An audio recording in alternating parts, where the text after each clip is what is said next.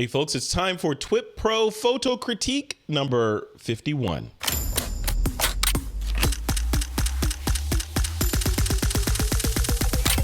This is TWiP. Hey folks, welcome back to another This Week in Photo Critique. I'm here with my buddy and partner in crime, Mr. Troy Miller, to step through some of the latest submissions to the TWiP PRO Photo community. Troy Miller, man, how you doing? I'm good. I'm very excited to jump into this one. We had some fun conversations in the green room, so I'm looking forward to getting to the images. I know, there's a ton. And you see, folks, you see how quick and concise Troy Miller was with that? It's because we have 900 images to go through today. No, not quite that many. But we got this is another record-setting day, right? I mean, this is showing how This Week in Photo, the community the growth is trending up and to the right, because each and every week we have more shots to go through, right? Yes. And they're getting increasingly better, which means it's increasingly harder to nitpick. Exactly. We're gonna have to be unreasonable at some point, but like, well, there's a pixel out of place. Exactly. I don't know. Yeah. Somehow, I think that you'll find a way to nitpick. You got nitpicking down to an art form, man. No, we both do. It's all good. Yeah. I'll just default. If it's color, I'll just say it needs to be black and white. That'll be my default go-to. No, people are getting, some of the users could probably come on, the TWiP PRO members could probably come on and pretend they're you and me and go through this and probably do a fairly accurate job of critiquing these images after watching these. Right? I agree. All right. Well, let's dive in. What say you? We dive into Let's do it. All right. Let's dive into the fray. All right, first one up is from Mike Doran, and let me actually go back.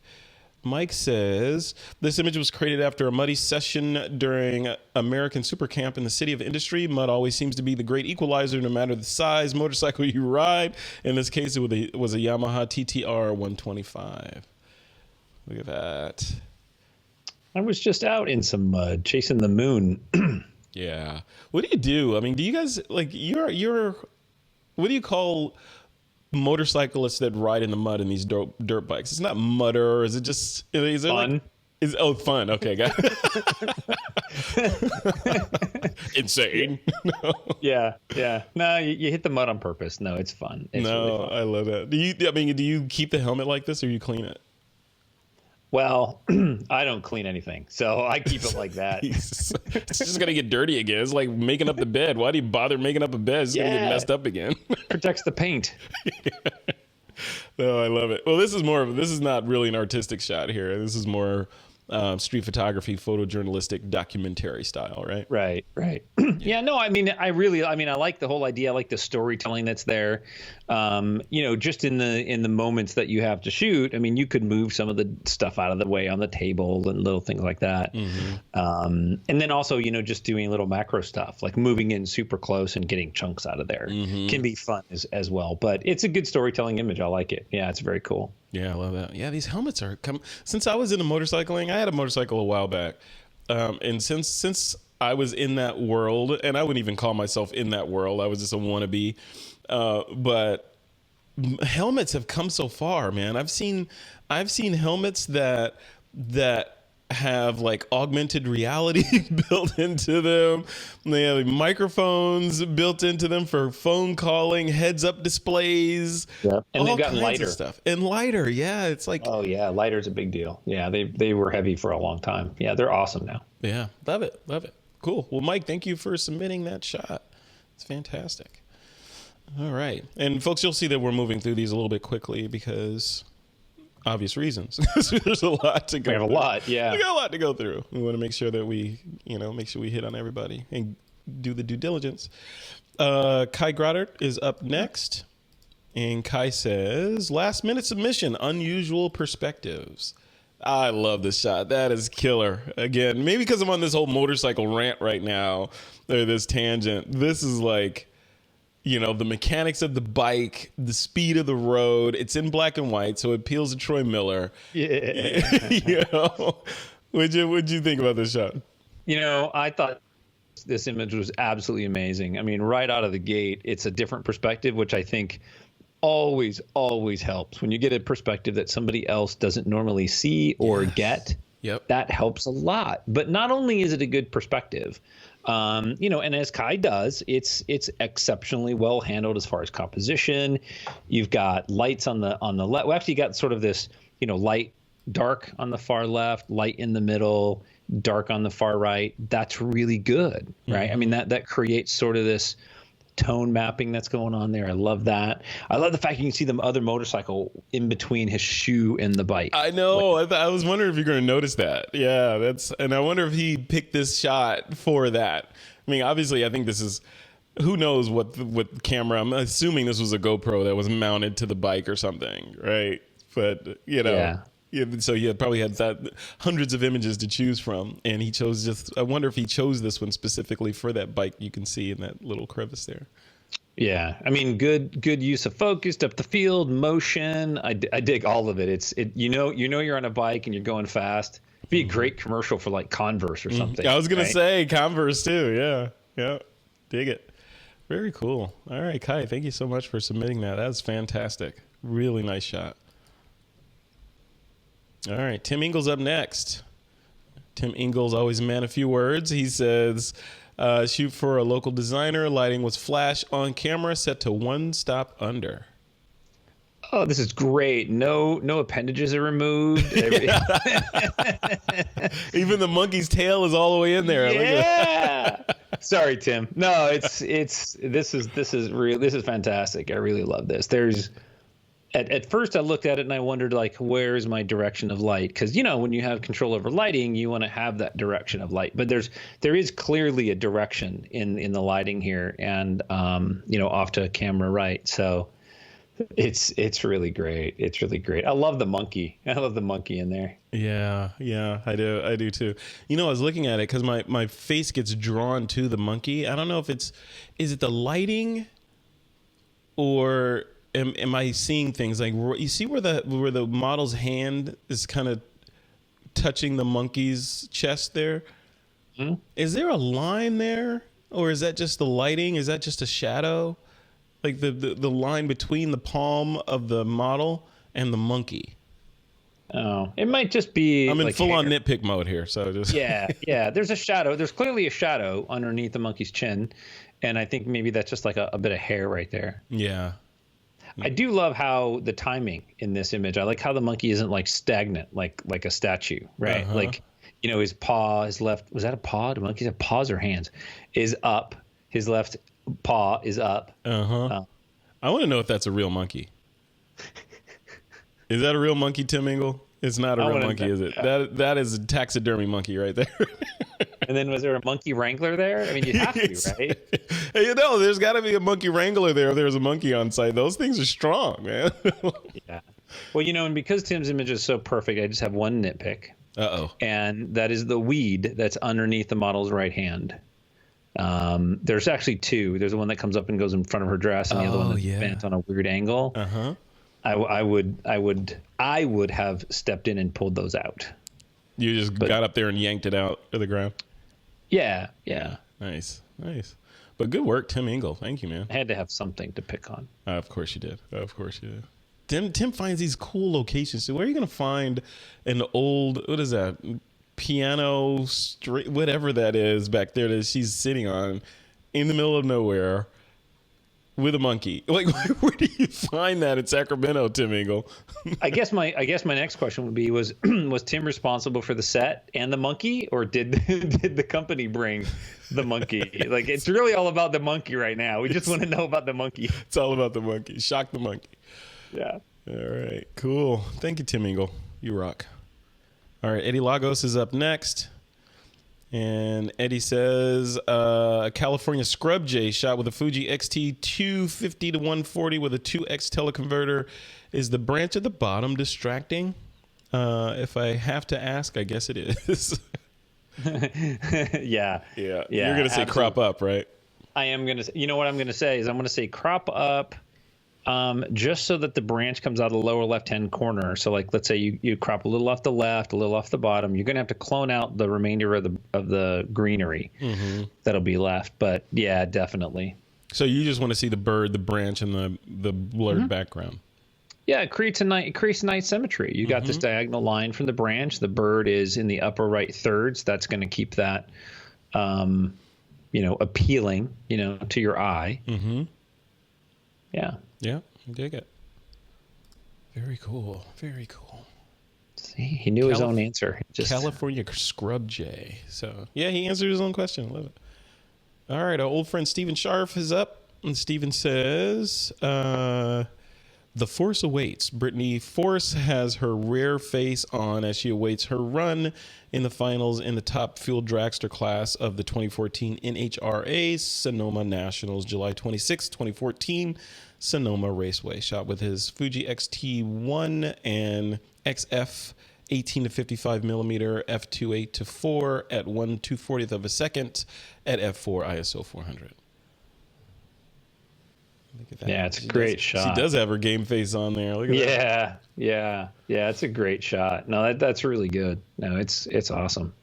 I love, the eyes are nice and sharp. You can tell, her eyes are open. She's not distracted by anything. She's focused. Mm-hmm. Yeah, I wonder what's going through her mind right now. Like at the point of capture, what is she thinking? Like, did I turn the crock pot on? Or I'm going to crush that guy that was messing with me. He's next to me. I'm just going to crush him and leave him in my dust. Yeah. She's got 3 seconds to make it right. Yeah. Geez, 3 seconds. I love that. Probably focusing on the, on the tree and your launch. And there's a lot going on in there. Yeah. It is a very emotional shot, though. What do you think of the border and the black background and the key line? I like the presentation. I think it's really good. I think that sort of finishes the image. It makes it look like it's done, like it's framed. So I think that's a really nice touch. Very cool. Stephen Scharf, thank you, sir.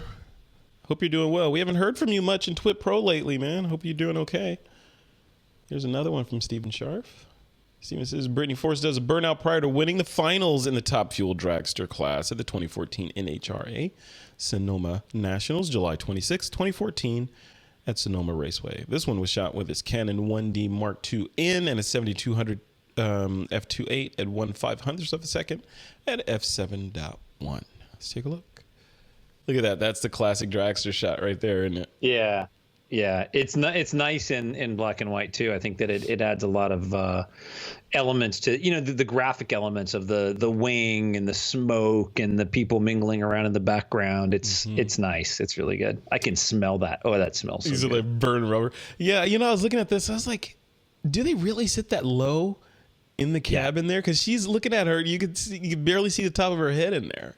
Is it because she's short, or is that just the way that they're seated in those dragsters? Yeah, they're seated pretty low center of gravity, Yeah. Have you ever done this? I've shot them. Yeah. Oh yeah. No. Have you ever been in a dragster and hit it down the track like that? No. I was watching this video a couple nights ago with these Tesla X's that were on the road. They were drag racing, other supercars and eating each one of them up one at a time. It was like an off the rack, off the dealer lot Tesla X, just eating up these $250,000 supercars. It's crazy. Yeah. It's crazy. And the other thing I noticed from one of Steven's earlier images, I think it was a dragger. It might have been Steven or Mike, but it was that back wheel. I always look for that back wheel when they're in this state of getting ready to take off, and how you can see the torque twisting the rubber. And how the hub is ahead of the rubber, right? On the sidewall. Yeah. That just freaks me out every time I see it. That is a lot of torque to do that. Oh gosh, yeah. Thousands and thousands of pounds of torque. Yeah. It was cool at the time. There was a time when the wheels would grow and they would get tall. Oh, and it was so cool to watch them do, to launch and do burnouts. So the wheels would grow and they get really tall. They don't do that anymore, but wow. Good old days. All right, next one up is Thomas Aaron. Thank you, Stephen Scharf, for the dragster shot. Thomas Aaron says, I'm going to read all this, but he says, felt good to get out in snow, collect some more images for his business social media feed. He said, when I got down low to snap some pictures, this dog started running by me to play fight. Let's see. Let's take a look at this guy. Look at that. Are you a dog guy, Troy Miller? I'm a fan of dogs, but I don't have dogs. I'm more of a cat guy, but I enjoy spending time with dogs. When I was really young, I was bit on the face by a dog, and it's weird because that fear just never leaves me. Like, I can't read a dog. I'm sure Thomas can look at a dog and be like, "Oh yeah, he's totally friendly, like he's good." But they all scare me. Unless there's somebody there that I know it's like their pet, then I can wrestle with them and I have a good time. But it's weird. It's just instilled in me that I just have this innate cautiousness against canines. Yeah, and hence the felines in your house. Right. Yeah. Yeah. I love cats too. Yeah, what do you think about this shot from a compositional photographic standpoint? I think it's a really fun shot. I know that he does mention something about removing a drip of slobber on the dog's lip, about whether or not that affects his creative process. And I would answer to that you create your images the way that you think it best represents the story that you want to tell. So if you want to leave it in there and that's important to you, leave it in there. We may say, oh, you should take that out because it simplifies it. Well, that's okay too. But ultimately, you're the decider of your own art. So I would do that. Yep. My only suggestion for shots like this for animals is that you get down at their level. A lot of times you'll see shots, especially kids too, is that we shoot from the adult perspective. And dogs and children look much better when you're on the ground with them. So, this is shooting down on top of his head. The crop is a little odd in that his feet look kind of twisted. So it's hard to tell what he's doing with this particular crop. It's a fun shot. I mean, it's a really fun shot. It is. Yeah, I agree with you. Yeah, what did I think of when I first saw this shot? Motion, obviously, because you're seeing the snow being kicked up underneath the dog, and the dog is got something in his, he's got a drawn a bead on something and is moving towards it. But then your brain has to think about, okay, where are those legs coming from? And what is this that dog from what was that horror show from the 70s, Cujo? 80s? No, not Cujo. No. The one where they're like out at this Alaskan sort of outpost, and this alien comes in and starts infecting and taking over people. God, what was the name of that? It was. No, that wasn't it. That was Stephen King. No, it was. Maybe it was it. I don't know. Community, correct me. But the one where the dog gets the creature gets in the dog, and this looks like that dog. Now, where do you go? God, your brain. Oh my gosh. I'm telling you, my brain is a cluttered attic, man. I'm telling you. I'm sure that's not the story Thomas was going for. No, but this is what I saw. I was like, that's that alien dog. I know it. He's got that look in his eye. That was a cool shot, though. Yeah, but my only thing was like, where the when you look at the shot, you obviously know what's going on here. It's a dog that's running in the snow.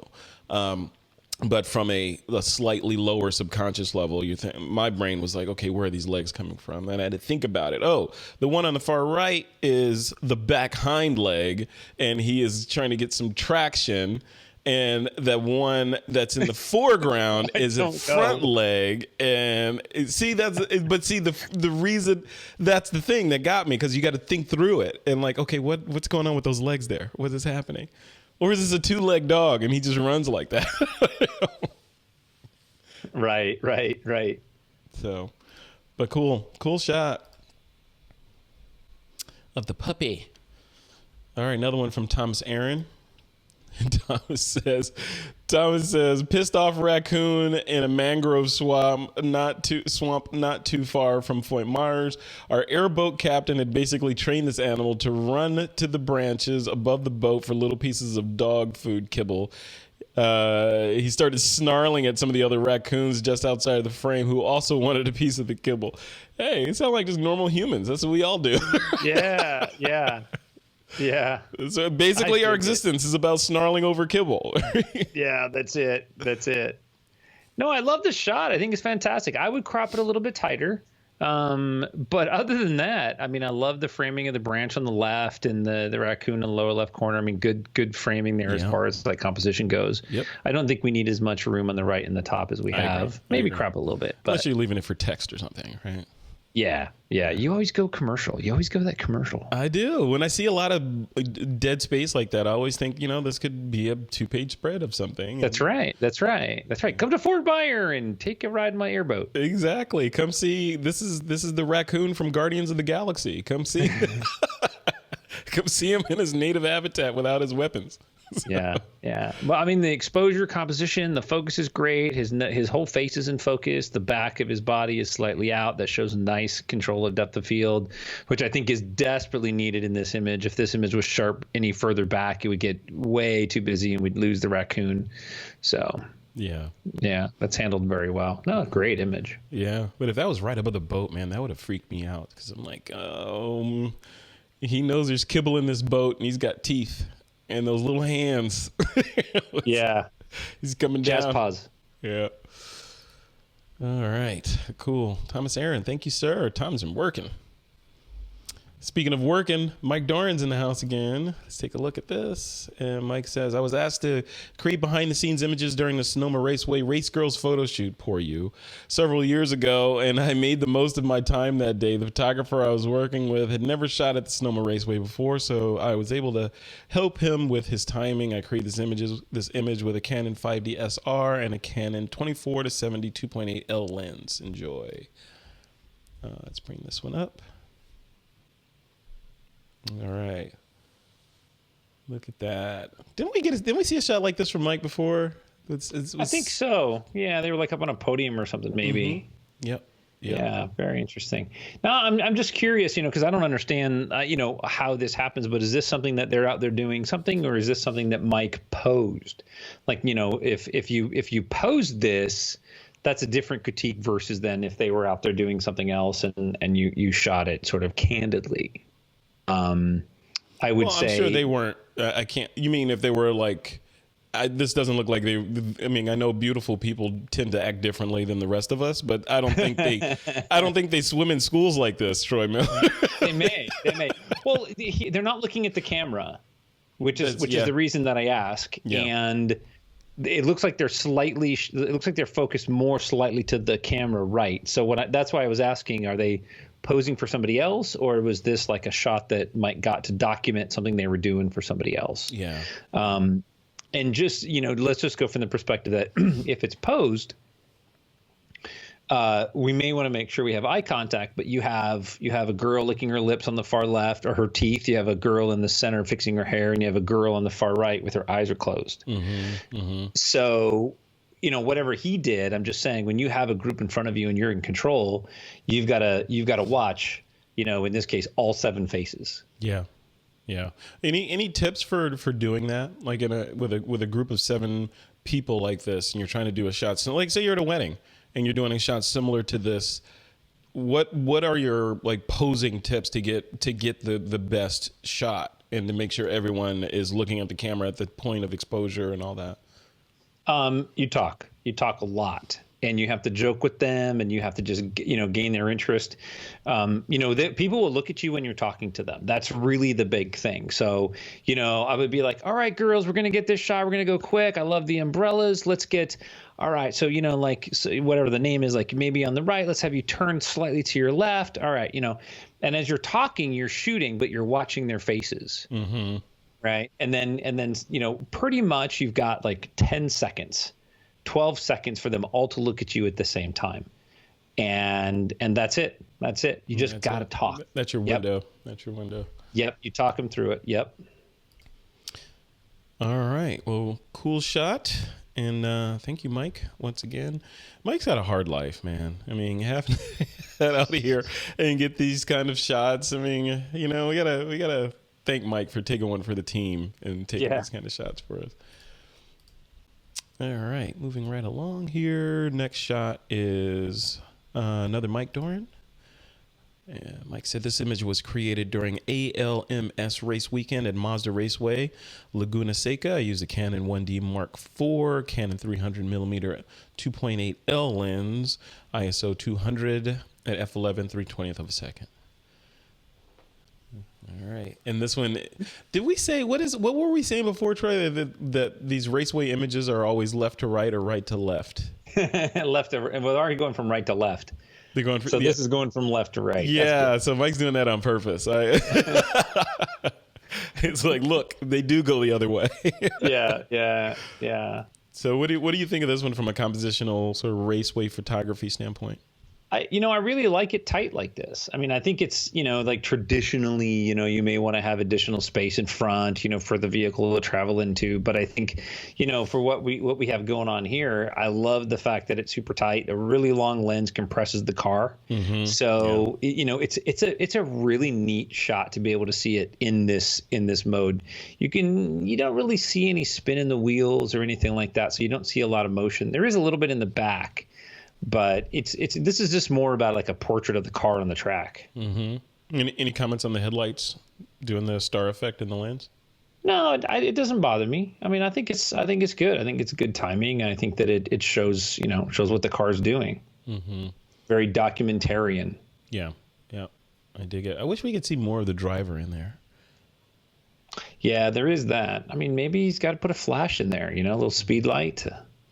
Yeah, exactly. I'm sure the driver would hate that. He would really appreciate that at the critical moment to be blinded. That'd be great. Right. As your car is in a ball of flames and you're running away from it because the photographer wanted the shot. It's for the shot, man. It's for the shot. You could build another car, but that moment in time is only going to happen once, man. That's right. Cool. Mike Doran, thank you so much, man, for submitting that. Fantastic. All right, next shot. Armando Brook is up. And Armando says, Carnival Parade essay with the Sony RX100 Mark III or M3, 24 millimeter f1.8, ISO 320 at 1/60th of a second. Let's bring this up. Look at that. Look at her making direct eye contact. Yeah, with Armando that's there. so cool. Just looking at the balance in this image, and I really appreciate, we've got the people on the right and the left, and they're pretty much in frame. She's dead center, which is great. The lights, even though that they're cropped across the top, are fantastic. I mean, I really don't have a lot to add to this, other than I might take the lights that are immediately behind her shoulders. There's one off her shoulder. I may take that out on both sides just to give it, because it's touching her body right there. So it'd be cool just to remove that. And then, of course, remove the one on the other side so it looks the same. But other than that, that's great. And of course, if it's photojournalistic, you don't do that. Right. Yeah, no, absolutely. Yeah. So this is clearly a photojournalistic image, though. So when would it be okay to do that? Well, maybe he shot it for him. Right. Maybe maybe you're going to go on a wall in the house or something, or even for sale or whatever. But you're not passing it off as photojournalism. Right. Or for the dancer. Right. Maybe like you're going to create this image for her. Right. Maybe she contracted you to create some portfolio shots for her or whatever. So there's the photojournalistic for the event or whatnot. But then there's sort of, we'll call it the fine art element of that. And that's where you can go in there and you can tune up some of those little things without changing the story. You're not changing the story at all. Right. Or be aware of it in camera and just wait a fraction of a second until you don't see that intersection. Yeah, I agree. I do love the symmetry of this as well. One of the things that I'm still looking at is her chest there. The shadows on her chest. Like my brain can't figure out, are those shadows or are those there? Because I'm looking at the lighting and it's cross lighting, right? Because you can look at the shadows of this dancer in the foreground, plus you can see where the light's coming from, for the most part. Because I assume those overhanging arch lights go all the way back behind us. So she's probably being lit at least partially by one of those, which might be creating those shadows on her. But that's the only thing. So when I look at her, the first thing I do is I look at her face and I say, oh, she's looking at me. She's got that sort of mad dog expression on, looking at me. And then I look down and I see the sort of pattern that doesn't immediately register as to what's going on there on her chest. But not bad in a way. I'm just saying. I'm just pointing a nitpickery circle around it. Right. Chances are, it's musculature, it's body movement. She's dancing, right? She's clearly moving. She's up on her toes. Yeah. So, ballerinas don't walk around like that. Yeah. Like that's getting on your toes like that is easy though. I do that all the time. Oh yeah. So there's a timing element in that move, that dance move that he captured right there. So that's important to know. So she's in a pose within that dance movement or whatever she was doing. So yeah, cool. Good timing too. We do need to mention that the timing is really good on that. The timing is great. The timing is great. Yeah, very good. Very good, Armando. Thank you, sir. All right, Mark Harris is up next, and Mark Harris says, fun with Photoshop. This is a combination of one of my body abstractions with an image I made to use as a texture. I had been wanting to try this for a while. Let's take a look. Yeah. See, I love these kind of shots. I really dig these they make you think.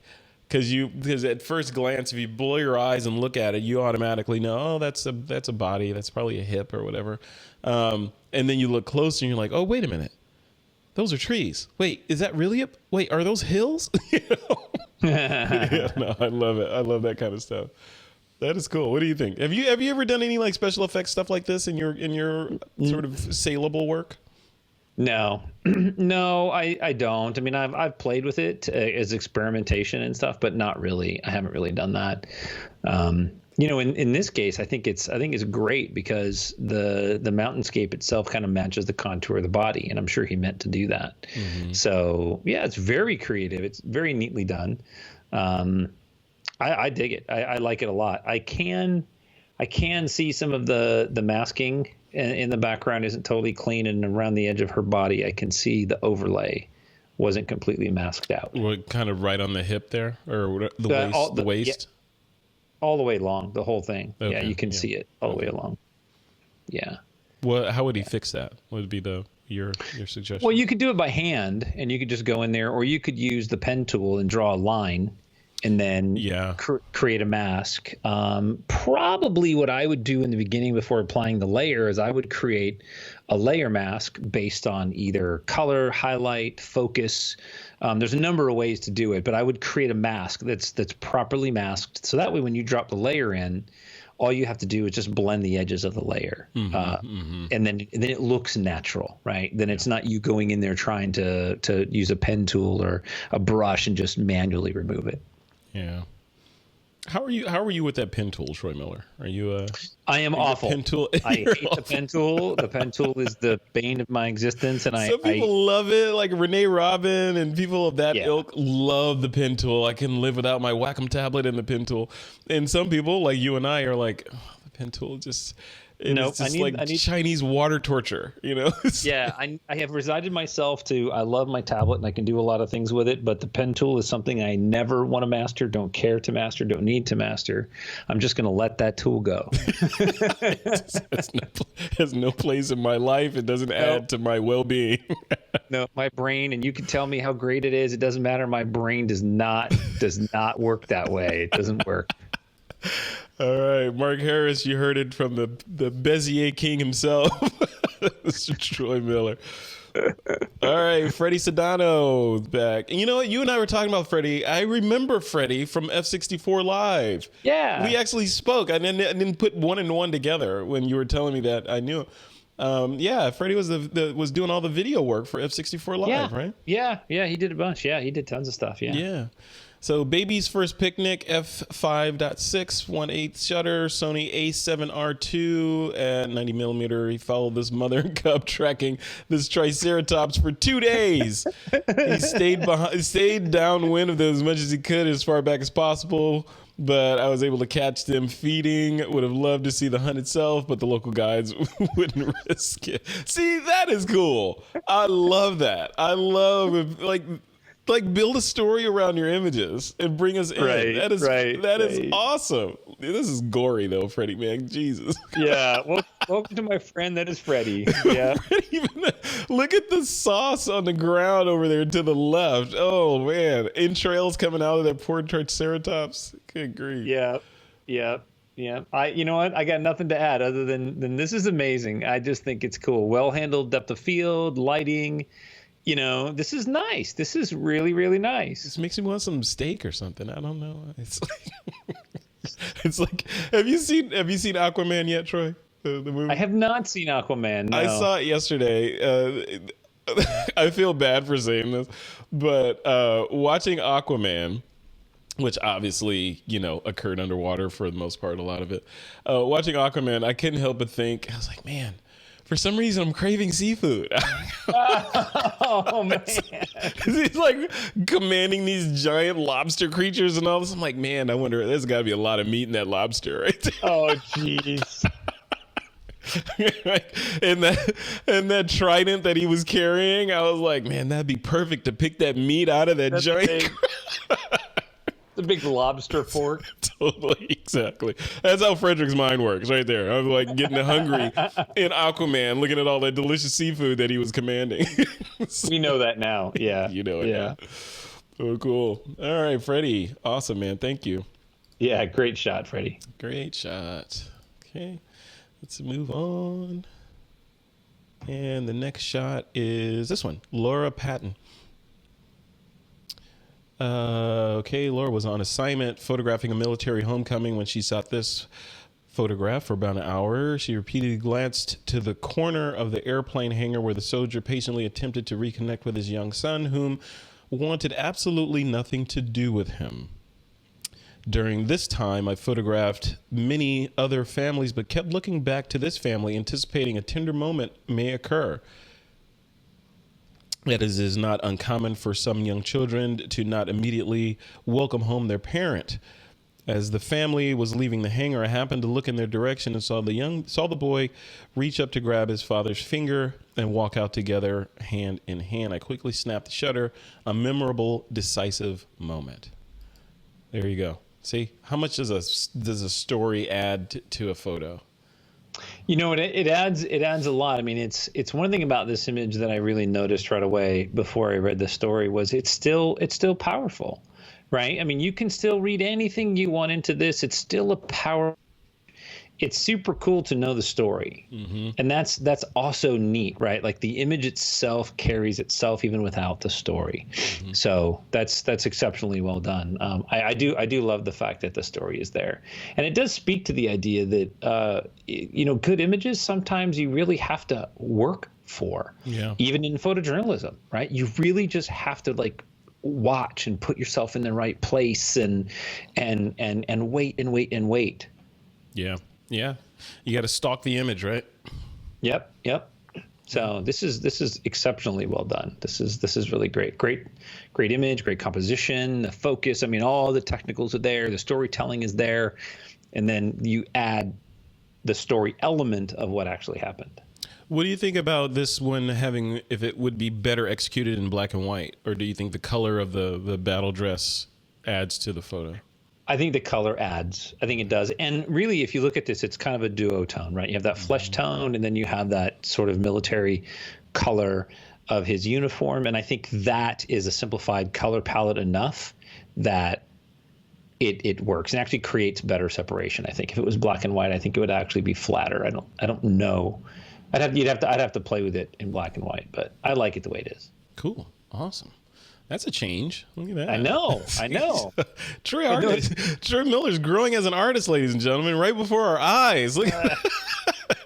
Well, there's only 2 colors in there, so it's That's not like true. 27 different colors. Yeah. Yep. All right. How are we doing here? Oh, good. We're almost done. Next shot is Joshua Sommerfeld. Joshua says, "Our hero bravely faces the coming horde. Had a genius moment when I had just been shooting in the barn with the ISO cranked up to 400. When I came outside, I forgot to turn it back down. Instead, I kept increasing the shutter speed, wondering why my images were so hot, and the goat sat still like, get the shot, dummy. Canon EOS 77D with Sigma 1750mm f2.8 EXDC OS, 50mm at f2.8 for 1/1250th of a second, the ISO 400. North Charleston, South Kakalaka. All right. See, now this is why I shoot in aperture priority. Yeah. Do you stay in aperture priority for the most part, most of the time? I do actually. Yeah, all the time. Which is funny that it came up. By no means was I intending that, but I just finished a blog post. I haven't posted it yet, but it's about why I shoot aperture priority because I get asked that all the time. I want to read that blog post. Yeah, I'm curious. My assumption, and don't give away the plot, but my assumption would be because you shoot people and and your f-stop or bokeh is one of the elements that you heavily rely on, right? So blurring the background and the speed of the lens is important to you, and stopping action with faster shutter speeds with a wide open aperture is critical. Am I close? Oh yeah, and making things like going into a dark area and setting your ISO at the wrong ISO, and then you walk outside and it's bright. Well, the aperture priority is going to help save you while you keep your aperture there. So that's my other reason too, is I don't have to think so much. I have a bigger grace period. I can point it into the shadow and it's pretty good. I can point it into the sun and I'm pretty good. Yeah. Shooting at 400 ISO in the sun is not a problem. You can do that. You can shoot at 2000 ISO in the sun. That's fine. Yeah. Just crank that shutter speed up. But well, what do you think of Mona Lisa here? I like Mona Lisa. What makes it work is you've got the kids, and you got the kids and the families in the background. So that's a great storytelling element in this. If it was just the goat by himself, it wouldn't be the same, right? But the fact that you got the kids, the happy faces, mom with a girl on her hip, that's a good storytelling moment for the petting zoo or the zoo. Yep. Parents all over the planet understand bringing your kid to a zoo like that, and you can almost smell it, right? Oh yeah, without a doubt. You can smell it. And you're like, oh, no. Cool, awesome shot, Joshua Sommerfeld. Thank you, sir. All right, Steve Van Sickle's up next. And Steve says, every year, the Kennedy Center for the Performing Arts turns their outdoor lighting towards a holiday motif. I've always wanted to make a photo of it. But every time I remembered was when I was stuck on the bridge in traffic. Finally, there was an unseasonably foggy evening in the area, so I went on a photo hike and made this shot from the Georgetown waterfront nearby. This is a shot with his Fuji X-T3 35mm f2.WR at f8. ISO 160, 8-second long exposure. Oh yeah, I bet that blurred the water a little bit. Yeah, look at that. I like that. I love all those crazy. colors. That is crazy. And that reflection, yeah, I really like it. I would probably crop it a little tighter, like half of the building on the left, because I think that reflection's competing with the Kennedy Center, and then you can crop up on the bottom. There really isn't a whole lot going on there, but good job getting out there doing it. I know that a lot of times we see things and we just don't make the effort to go get them. So this was a successful hunt. Yeah, no, for sure. This reminds me of like what could be I'm in the San Francisco Bay Area, so this could be like one of those LGBTQ type, events or something. Everyone's in there and they've got the rainbow colors in there. It's really cool.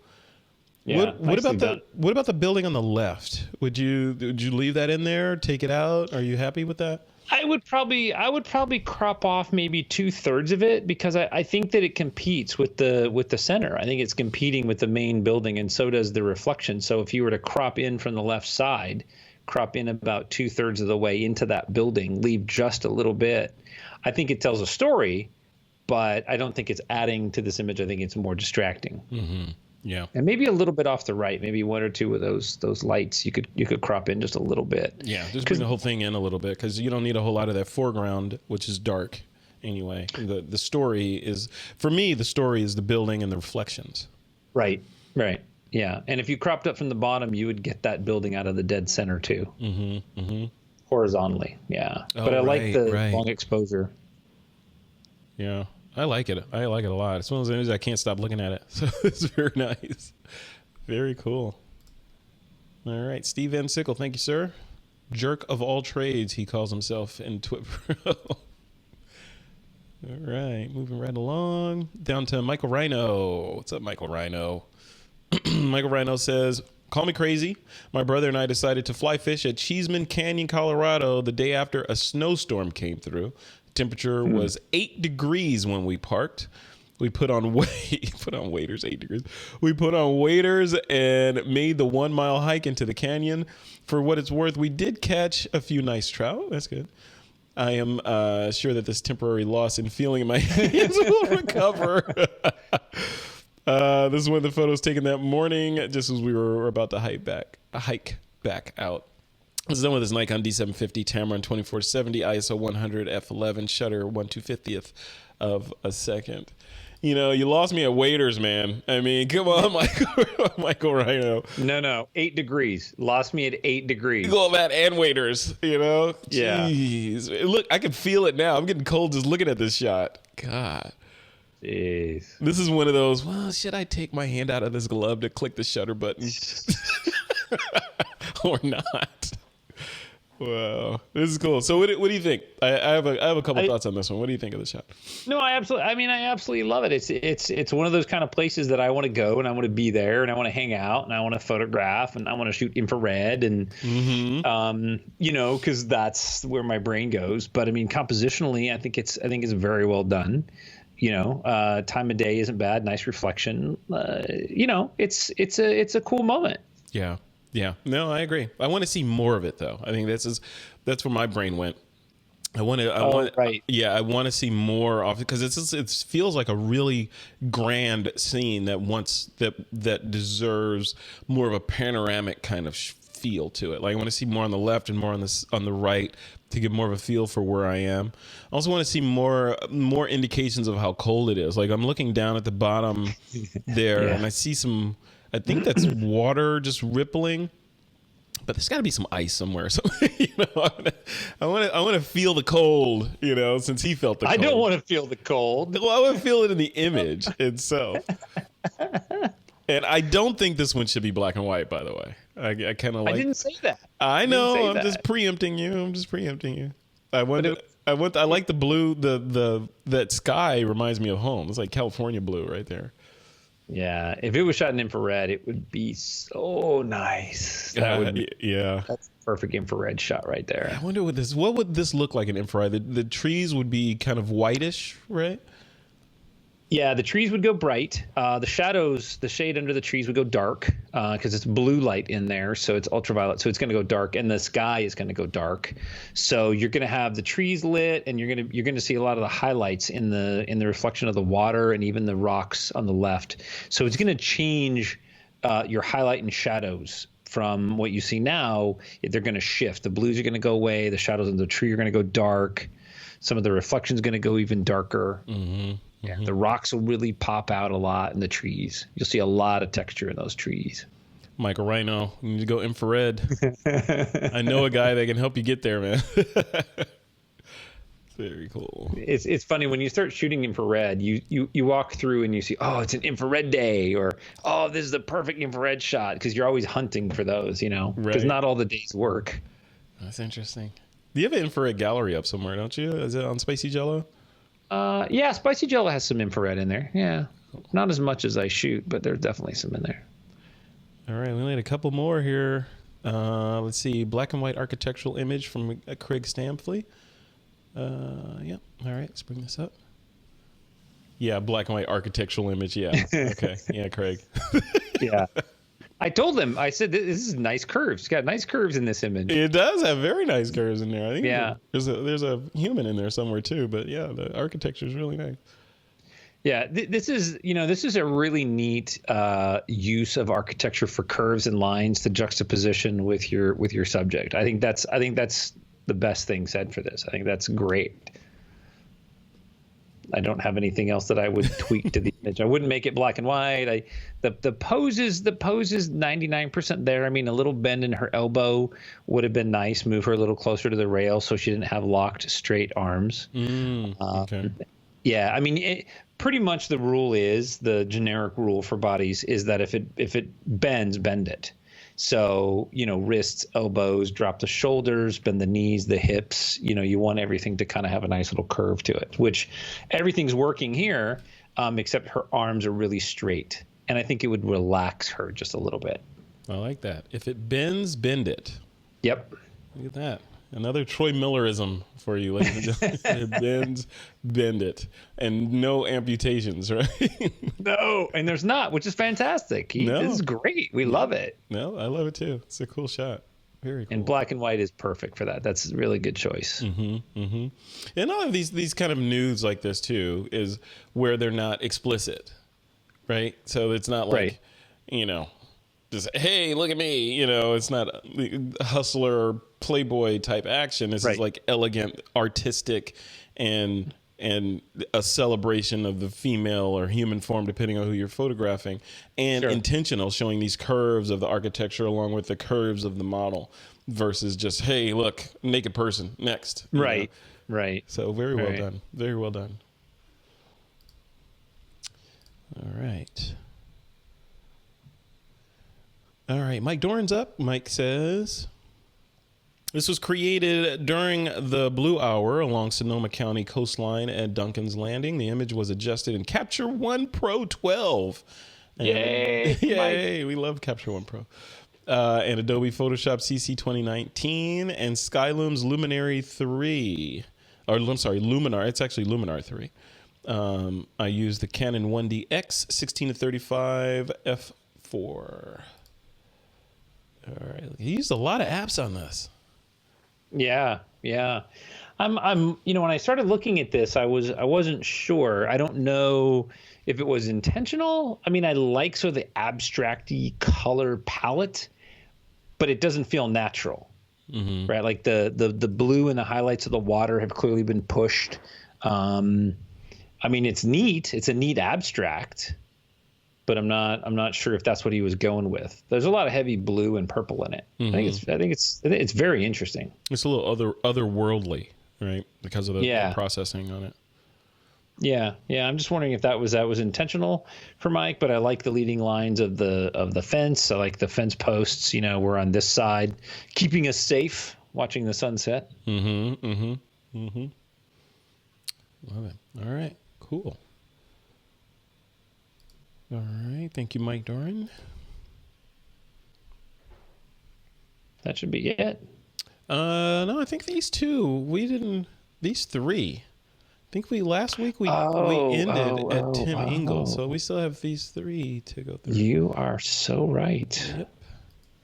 They're Peters. We can skip Peters. Yeah, let's skip this one. All right, Peter Levshin's in the house. Look at this. This is a creepy sort of gothic look here. You know, when I first saw this, immediately thought of some of Renee Robbins' work. Mm-hmm. Right? Like this would be a background that she would farm for something. Yeah. And there'd be some, you know, person in some kind of post-apocalyptic garb on the steps in the front. Right? Yeah. So when I was looking at this, I was going to ask you, so Peter could have very easily brought this into Photoshop and perspective corrected it so that it was, you know, you didn't have the converging lines. Would that have been better, or is it better with the converging lines on a shot like this showing sort of the grandeur of the building? I personally like the converging lines. I think that what it does need is a little crop on the left. I think it's a little wide. You know, notice on the right is cropping into the pillar, where on the left it's a little open. Yeah. But I like converging lines like this, especially on buildings like this. It's so powerful. It's big. Yeah. Makes you feel like you're standing in front of it looking up, right? Yeah. And you would lose some of the building if you tried to fix those converging lines. Mm-hmm. So, you know, keep in mind whenever anybody's out there shooting things like this, do one maybe a little bit wide in case you want to fix the lines, because you lose part of the image when you do that. And then, of course, get in and get, you know, the shots that you want to keep in frame. But I like it just like this. Yeah. This is great. Yeah. Yep. Could add a face up in that window or something. I was going to say that. You know me. I was going to say that. You just need a woman in a white dress, you know, peeking out of that window up there. Yeah. And this image also speaks a lot to time of day and quality of light, because just like when we light people, you know, the direction of light matters. And this clearly has light off to camera right, coming in, creating shapes in the pillars and everything in the steps. This wouldn't work good if it was backlit or the light was behind the photographer flat lit. It just wouldn't have the same impact. Yeah, it needs the contrast and the relief. Yep. Very nice. Peter Levshin. Thank you. Got to get Peter back on TWiP again. Talk about his lead. Yeah. He's been running the planet again. We need to harvest his brain. He's leaving again in a few weeks from today, and or maybe a month. But anyway, he's going off on some big grand adventure that you're going to want to know about. All right, I'll reach out to him. Here's another one from Peter. This is shot with his Sony in Italy, 24 to 70 millimeter, early morning, best part of the day. Let's see. Yeah, this just screams Europe. It just screams it. Yeah, this is really not. I'm just kind of like with my hand playing with cropping. I like this crop though. I like the leading line of the road just sort of snaking through and hooking back around. I do too. And but the one guy that's washing off the stoop there, the porch there, right in the little left of the rule of third intersection. Yeah. I mean, if we're gonna nitpick, right? Let's nitpick a little bit. Yeah. You got the highlights on the right hand side, the sidewalk on the right. Yes, if we crop it, leave the street in, but just remove that first post and the rest of the posts. The street is still there, and it kind of gives it an open feel. And then at the very top center, you have that highlight that's hitting the wall. The sun is coming through, right? Well, if you could crop that down just ever so slightly. I think it really, really cleans up the image. I agree. You don't lose anything. Yeah. And it forces you more into the image as well, right? Because it's less headroom. Right. And you're right. That highlight at the top, your eye goes to the brightest point of the image, where presumably the artist, Peter, wants the eye to kind of examine and take in the whole image, but then land on the guy in the left. And as it is, we see him, but we want to look at what's that bright spot at the top. So if you just crop that out of there, and the what is that on the right? Is that just a sunbeam or what is that? I'm guessing. Yeah, I'm guessing that's what that is. Yeah. I'd somehow get rid of that or burn it down or crop it out or something. So that it's not distracting. And then all eyes then focus on the guy. He becomes our subject. Yeah. And you're taking an image that's 90% of the way there already, and you're just giving that little extra bump. But then again, that's what we want, right? We all want the best out of that shot. Mm-hmm. Gee, Peter, I would really like to know where you got this coloring, where you got this style. How did you come up with that? I'm guessing this is a Troy Miller Capture One style, right?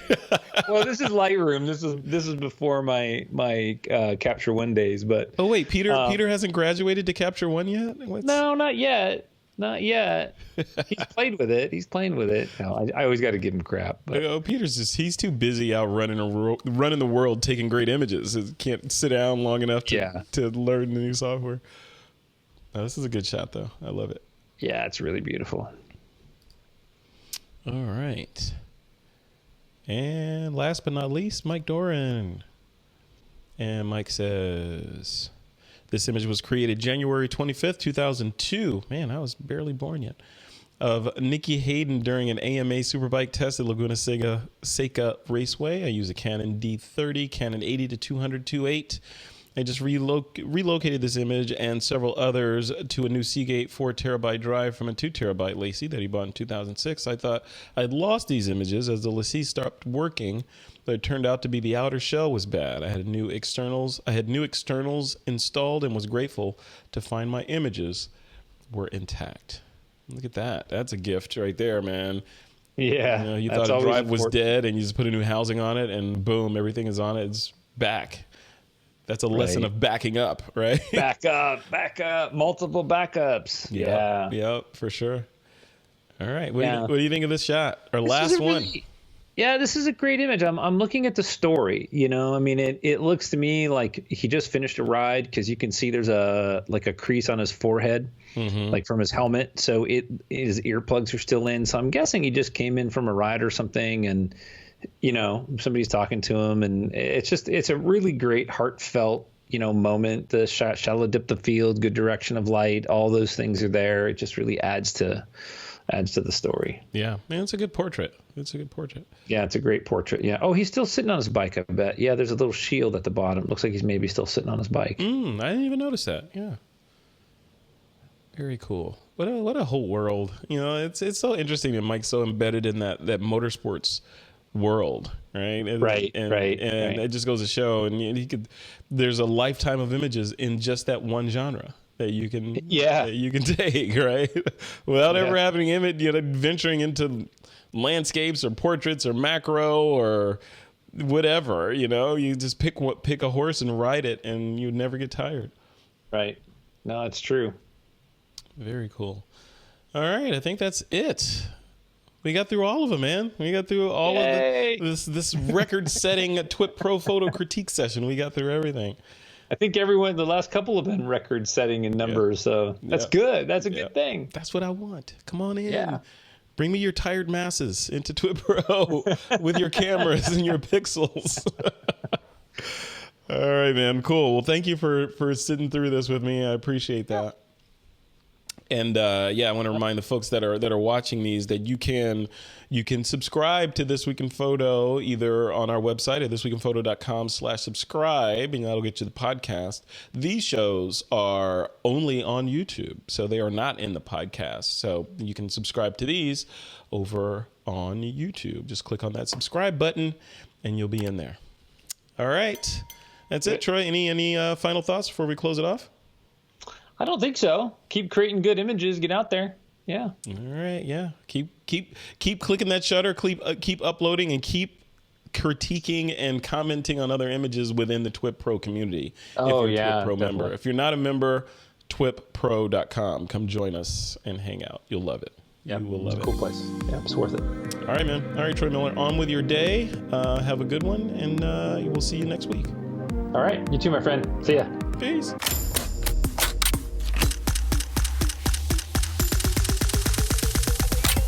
This is TWiP.